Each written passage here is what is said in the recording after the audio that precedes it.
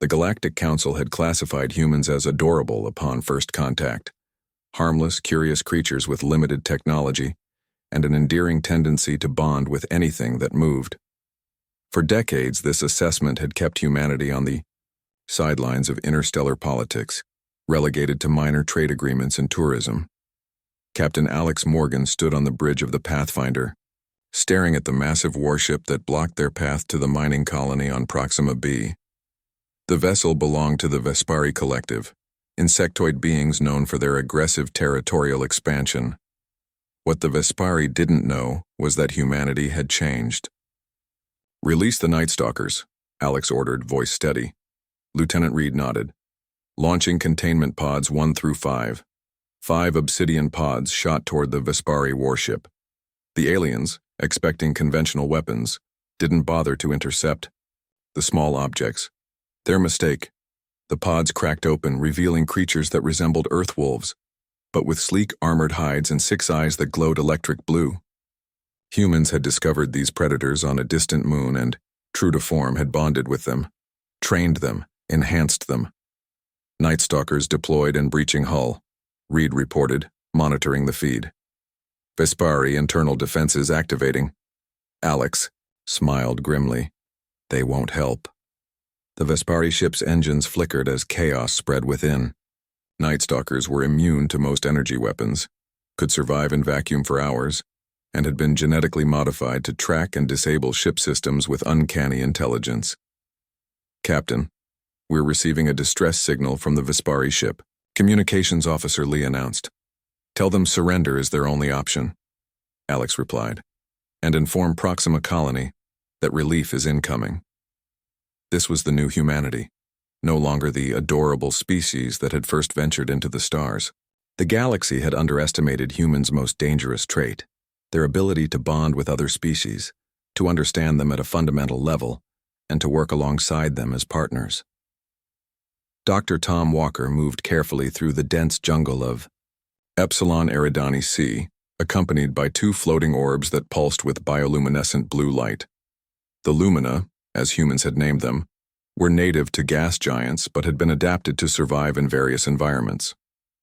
They served as perfect scouts, able to detect movement and chemical signatures from kilometers away. "Movement ahead," Tom whispered to his team.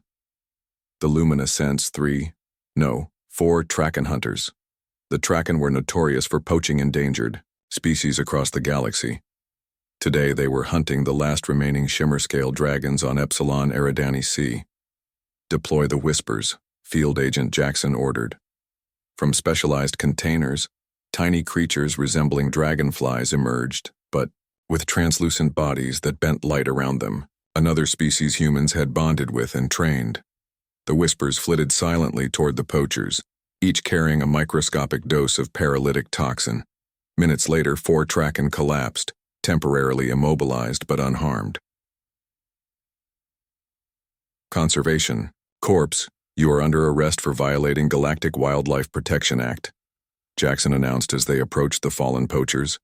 A 5th Traken, hidden until now, leapt from behind a massive fern, energy blade humming. Before the team could react, a massive shape dropped from the canopy, a shadow leaper, a panther-like creature with 6 legs and the ability to teleport short distances. The human-bonded predator pinned the attacker instantly. "Good boy, Midnight," Tom said, scratching behind the creature's ear tufts. The fearsome beast purred in response. Word spread quickly across the galaxy. Humans and their bonded creatures were a force to be reckoned with.